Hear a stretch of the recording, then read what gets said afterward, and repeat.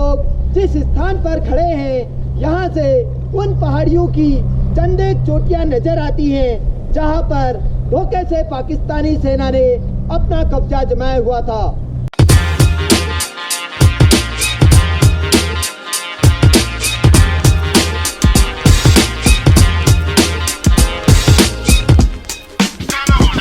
लोगों को मेरी तरफ से जय हिंद। शहीदों की चिताओं पर लगेंगे हर बरस मेले, वतन पर मर मिटने वालों का यही बाकी निशान होगा। वेलकम, मैं हवलदार Kuber Singh, 16th battalion the Kumaon regiment 56 mountain brigade की तरफ से आप सभी लोगों का इस कारगिल वॉर मेमोरियल में हार्दिक स्वागत और अभिनंदन करता हूँ। यह कारगिल वॉर मेमोरियल कारगिल युद्ध शहीदों की याद में नवंबर 2004 को बनाया गया था। इस मेमोरियल को द्रास सेक्टर में बनाने का मुख्य कारण यह था कि कारगिल युद्ध का एक बड़ा भाग इसी द्रास सेक्टर से लड़ा गया था। इसके अलावा आप लोग जिस स्थान पर खड़े हैं यहाँ से उन पहाड़ियों की चंद एक चोटियां नजर आती हैं जहाँ पर धोखे से पाकिस्तानी सेना ने अपना कब्जा जमाया हुआ था, जिनके नाम इस प्रकार हैं। आप लोगों के सामने जो पहाड़ी नजर आ रही है, नाम तोलोलिंग। यदि आप लोग अपना ध्यान इसी पहाड़ी पर थोड़ा बाएं की तरफ ले जाएंगे तो आपको एक ऊंचा टॉप नजर आएगा, नाम तोलोलिंग टॉप। तोलोलिंग टॉप बाएं की तरफ बढ़ती हुई डिक्लाइन। यदि आप लोग अपना ध्यान पूरा बाएं दूर स्काई लाइन पे ले जाओगे तो आपको दो नुकीली चोटियां नजर आएंगी। सबसे दाहिने वाली नुकीली चोटी नाम टाइगर हिल। टाइगर हिल बाएं की तरफ बढ़ती हुई रिस लाइन पर दूसरी नुकीली चोटी, नाम रेनोहॉर्न।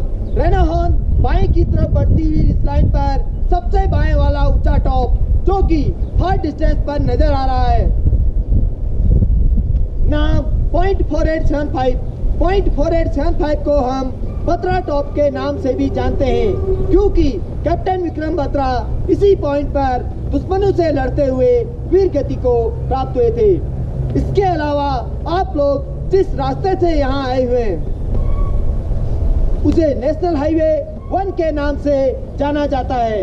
यह राष्ट्रीय राजमार्ग लेह और कारगिल को श्रीनगर से जोड़ता है। घुसपैठ होने के मुख्य कारण 1972 में भारत और पाकिस्तान के बीच हुए शिमला समझौते के अंतर्गत यह एग्रीमेंट साइन किया गया था कि दोनों ही देशों की सेनाएं विंटर के सीजन में अपने अपने एलसी पोस्टों को छोड़कर कम बर्फ वाले स्थानों पे चली आएंगी, क्योंकि उस मौसम में यहाँ पर दोनों ही देशों की सेनाओं को काफी कठिनाइयाँ होती थी। सर्दी के लिहाज से यह इलाका विश्व में दूसरे स्थान पर तथा एशिया में प्रथम स्थान पर आता है। 9 जनवरी 1995 को इस इलाके का तापमान -60 डिग्री सेल्सियस रिकॉर्ड किया गया था।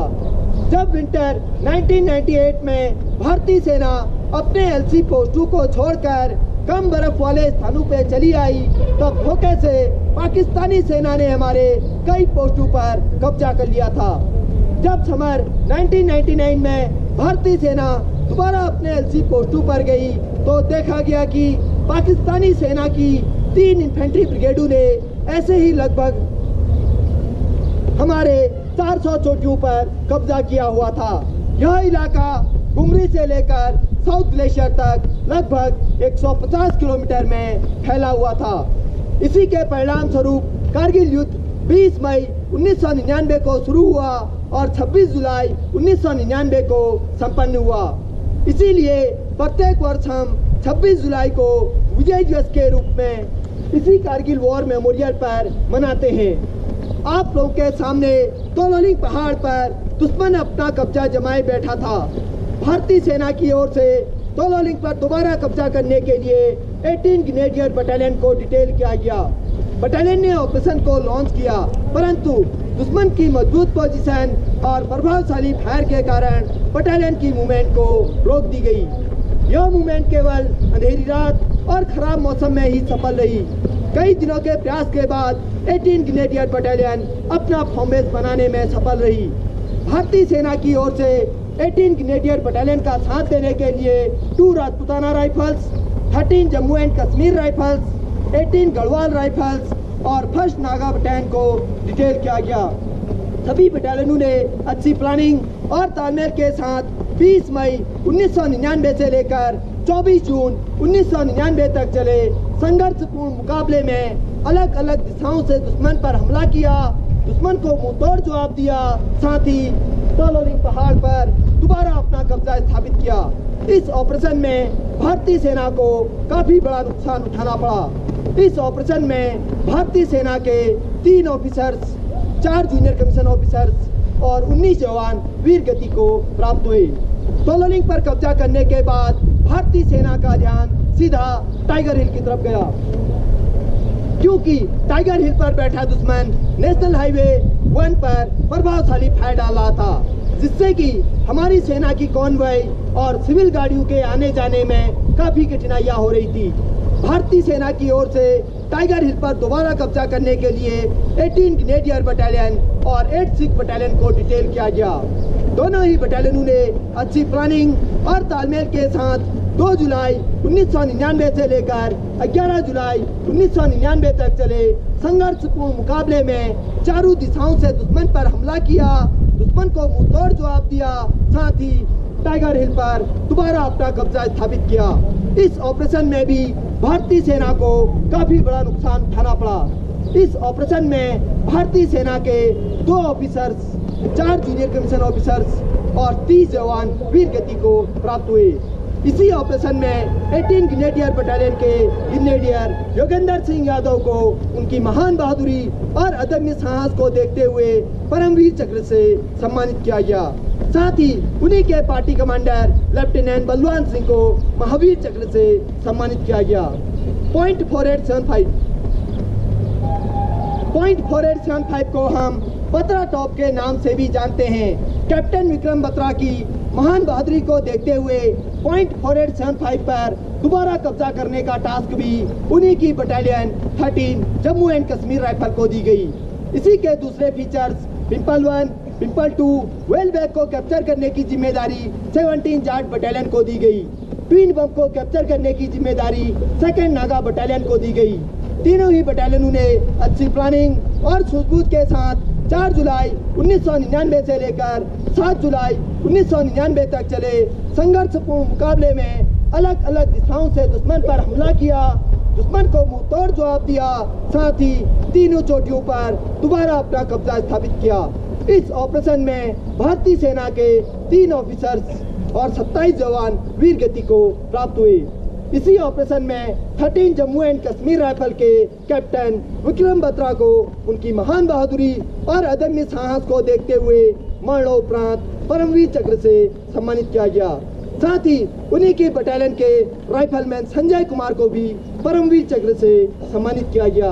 कैप्टन अनुज नायर को उनके कुशल नेतृत्व और साहस को देखते हुए मरणोपरांत महावीर चक्र से सम्मानित किया गया।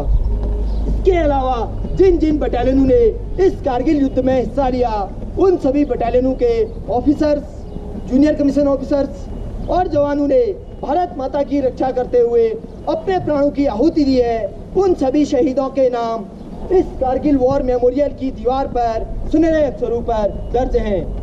यह कारगिल वॉर मेमोरियल कारगिल युद्ध का गवाह है। इस पूरे कारगिल युद्ध में भारतीय सेना के 559 सैनिक शहीद हुए और 1536 सैनिक घायल हुए। आप लोगों के बाएं 1947 से लेकर अब तक कारगिल युद्ध के अलावा इस इलाके में जितने भी सैनिक शहीद हुए हैं, इन सभी शहीदों की वीर भूमि तैयार की गई है, जिसे आप लोग देख सकते हैं। आप लोगों के दाहिने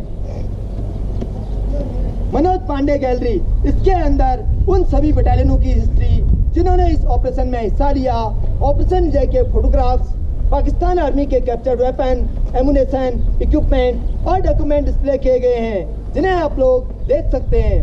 आप लोगों के सामने नेशनल फ्लैग, पोल की लंबाई 100 फीट, फ्लैग का size 37 by 25 feet, flag foundation of India द्वारा 26 जुलाई 2012 को विजय दिवस की 13वीं वर्षगांठ पर उपहार स्वरूप भेंट किया गया। इन सभी शहीदों के बलिदान को किन्हीं भी शब्दों में बयान नहीं किया जा सकता। हम इन्हें सलाम करते हैं, यह देश इन्हें सलाम करता है। अंत में मैं आप सभी से यही गुजारिश करूंगा, आओ झुककर सलाम करें उन्हें जिनके मुकद्दर पर यह मुकाम लिखा होता है। बड़े ही खुशकिस्मत होते हैं वो लोग जिनका लहू वतन के काम आता है। जय हिंद। जय हिंद।